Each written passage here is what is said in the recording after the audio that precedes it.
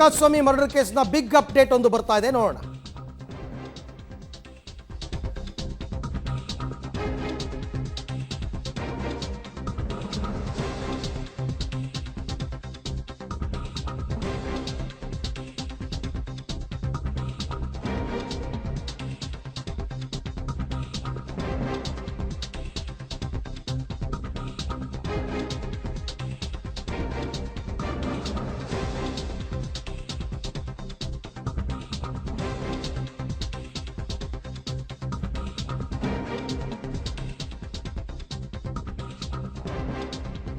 ಮರಣೋತ್ತರ ಪರೀಕ್ಷೆಯಲ್ಲಿ current shock ಕೊಟ್ಟಿರುವಂಥದ್ದು ದೃಢಪಟ್ಟಿದೆ.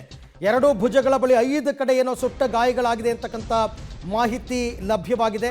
ಜೊತೆಗೆ ತೀವ್ರವಾದ ಹಲ್ಲೆ, ಮರ್ಮಾಂಗಕ್ಕೆ ಒದ್ದಿದ್ದಾರೆ, ರಕ್ತಸ್ರಾವ ಆಗಿದೆ. ಇದರಿಂದ ರೇಣುಕಾಸ್ವಾಮಿಯ ಸಾವಾಗಿದೆ ಅಂತಕ್ಕಂಥದ್ದು ಈಗ ಪೋಸ್ಟ್ ಮಾರ್ಟಮ್ನಲ್ಲಿ ಕನ್ಫರ್ಮ್ ಆಗ್ತಾ ಇದೆ. ಇದನ್ನೇ ನಿನ್ನೆ ಕೋರ್ಟ್ನಲ್ಲಿ ಪಬ್ಲಿಕ್ ಪ್ರಾಸಿಕ್ಯೂಟರ್ ಕೋರ್ಟ್ ಗಮನಕ್ಕೆ ತಂದಿರತಕ್ಕಂಥದ್ದು. ಕರೆಂಟ್ ಶಾಕ್ ಕೊಟ್ಟಿದ್ದಾರೆ.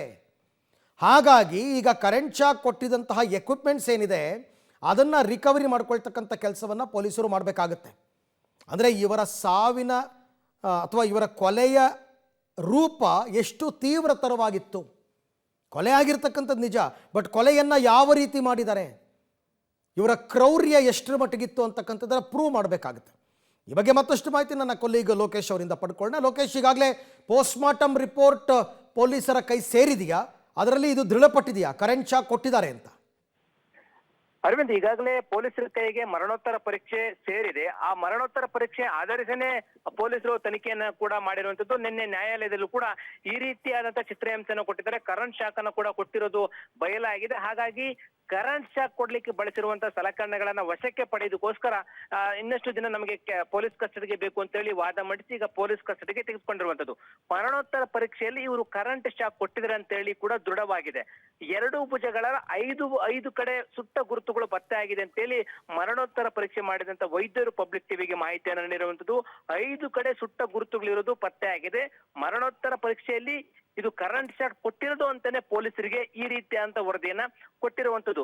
ಮನ ಬಂದಂತೆ ತಿಳಿಸೋದಲ್ದೆ, ಮರ್ಮಾಂಗಕ್ಕೆ ಒದೆಯೋದಲ್ದೆ ವಿಚಿತ್ರವಾಗಿ ಹಿಂಸೆ ಕೊಟ್ಟು ರೇಣುಕಾಸ್ವಾಮಿಯನ್ನ ಸಾಯಿಸಿರುವಂತದ್ದು ಈ ಮರಣೋತ್ತರ ಪರೀಕ್ಷೆಯಲ್ಲಿ ಬಯಲಾಗಿರುವಂತದ್ದು. ಹಾಗಾಗಿ ಈ ರೀತಿ ಕರೆಂಟ್ ಶಾಕ್ ಕೊಟ್ಟು ಸಾಯಿಸ್ತಾರೆ ಅಂತಂದ್ರೆ ಅವರು ಇನ್ನೆಷ್ಟು ಕ್ರೂರತ್ವವನ್ನು ಮೆರೆದಿದ್ದಾರೆ ಅನ್ನುವಂಥದ್ದು ಮರಣೋತ್ತರ ಪರೀಕ್ಷೆಯಲ್ಲಿ ಬಯಲಾಗ್ತಾ ಇರುವಂತದ್ದು. ಅರವಿಂದ್, ಈ ನಿಟ್ಟಿನಲ್ಲಿ ಈಗ ಈ ಕರೆಂಟ್ ಶಾಕ್ ಗೆ ಕೊಟ್ಟ ಸಂಬಂಧಪಟ್ಟಂತೆ ಪೊಲೀಸರು ಕೂಡ ತನಿಖೆಯನ್ನ ಮಾಡ್ಲಿಕ್ಕೆ ಮುಂದಾಗ್ತಿದ್ರೆ ಪ್ರತಿಯೊಂದು ಇಂಚಿಂಚು ಮಾಹಿತಿಯನ್ನು ಕೂಡ ಮರಣೋತ್ತರ ಪರೀಕ್ಷೆಯ ವರದಿಯಲ್ಲಿ ವೈದ್ಯರು ಪೊಲೀಸರಿಗೆ ಸಲ್ಲಿಸಿದ್ದಾರೆ. ಅದನ್ನ ಆಧರಿಸಿ ಪೊಲೀಸರು ಮತ್ತಷ್ಟು ತನಿಖೆಯನ್ನ ಮಾಡ್ಲಿಕ್ಕೆ ಕೂಡ ಈಗ ಮುಂದಾಗಿರುವಂತದ್ದು.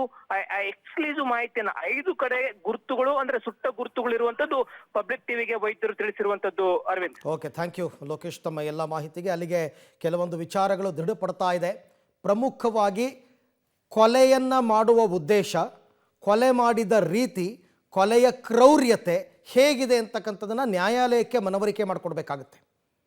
ಉದ್ದೇಶ ಬೇರೆ ಕಡೆ, ಮತ್ತೊಂದು ಕಡೆ ಕ್ರೌರ್ಯತೆ ಹೇಗಿದೆ ಅಂತಕ್ಕಂಥದ್ದು. ಅದಾದ ನಂತರ ಸಾಕ್ಷಿಗಳ ನಾಶವನ್ನು ಹೇಗೆ ಮಾಡಿದ್ರು, ಈ 3 ಅಂಶಗಳ ಆಧಾರದಲ್ಲೇ ವಾದ ಪ್ರತಿವಾದಗಳು ನಡೆಯೋದು. ನಿನ್ನೆ ಕೂಡ ಇವ್ರನ್ನ ಕಸ್ಟಡಿಗೆ ಪಡಬೇಕಾದ್ರೆ ಈ ವಿಚಾರವನ್ನೇ ಅವರು ಕೋರ್ಟ್ ಗಮನಕ್ಕೆ ತಂದಿದ್ದಾರೆ.